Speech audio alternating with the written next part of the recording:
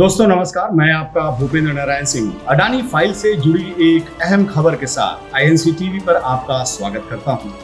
खबर उस वक्त की है जब अडानी ग्रुप ने अपने ultra super thermal power plant के लिए झारखंड के गोड्डा में जमीन हासिल की। पावर प्लांट जिस जमीन पर बना है वो जमीन आदिवासियों की थी और उसे जिस अंदाज में अडानी ग्रुप ने हासिल किया था उसके बारे में बीबीसी ने विस्तार पूर्वक बताया है। बीबीसी के मुताबिक अडानी ग्रुप ने बीजेपी सरकार की मदद से कल बल और छल से आदिवासियों की जमीन पर कब्जा किया था।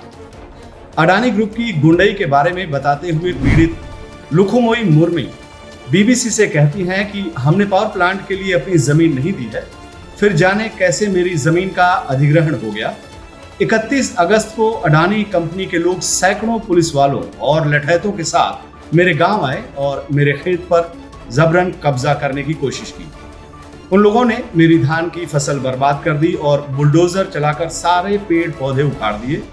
मैंने उनका पैर पकड़ा, फसल नहीं उजाड़ने की मिन्नतें की, लेकिन वो अंग्रेजों की तरह दमन पर उतरे थे। उन लोगों ने हमारी जमीन पर जबरन बाड़ लगा दिया, हमारे पुरखों के शमशान को तोड़कर समतल कर दिया। अडानी ग्रुप के इस पावर प्लांट के लिए माननीय मोदी जी खासतौर पर प्रयासरत थे।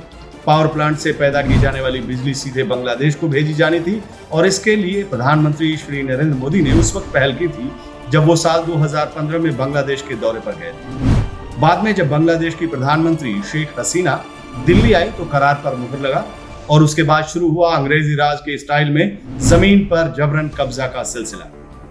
अडानी ग्रुप के हाथों अपनी जमीन गंवा चुके रिटायर्ड शिक्षक रामजीवन पासवान बीबीसी को अपनी आपबीती बताते हुए कहते हैं कि फरवरी महीने में अडानी समूह के कुछ लोग मेरे खेत पर आए, मुझे मेरी जाति को लेकर गालियां दी और कहा कि इसी जमीन में काटकर गाड़ देंगे। मेरी जिंदगी में पहले किसी ने ऐसी गाली नहीं दी थी।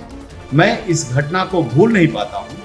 मेरे घर पर ईंट पत्थर से हमला कराया गया और जब पुलिस इस मामले में कोई कार्रवाई नहीं कर रही, जिस पावर प्रोजेक्ट के पीछे सीधे सीधे प्रधानमंत्री का हाथ हो, जिस पावर प्लांट को जमीन मुहैया कराने के लिए केंद्र और राज्य सरकारें कमर कसे हों, वहां पुलिस और प्रशासन की हालत क्या होगी, इसका अंदाजा लगाना कतई मुश्किल नहीं है। वैसे इस बात का अंदाजा आप भी नहीं लगा सकते हैं कि अडानी ग्रुप को खुश करने के लिए गोड्डा प्रशासन ने एक जिंदा शख्स को स्वर्ग तक भेज दिया।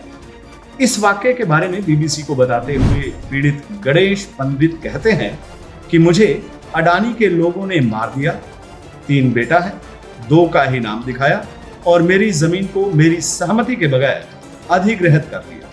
मैंने मुआवजे का पैसा नहीं लिया है, इसके बावजूद मेरी जमीन पर बाड़ लगाकर उसकी घेराबंदी कर दी गई। बीबीसी की ये रिपोर्ट उस वक्त याद दिलाती है जब देश पर अंग्रेजों का कब्जा था और देश कायदे कानून की जगह अंग्रेजों की मर्जी से चलता था। आज हम आजाद हैं, कहने के लिए देश कायदे कानून और संविधान से चल रहा है, लेकिन अडानी ग्रुप ने जिस अंदाज में अपने पावर प्लांट के लिए जमीन हासिल किया है उसे देखकर आप क्या कहेंगे? आपके जवाब का इंतजार है। नमस्कार।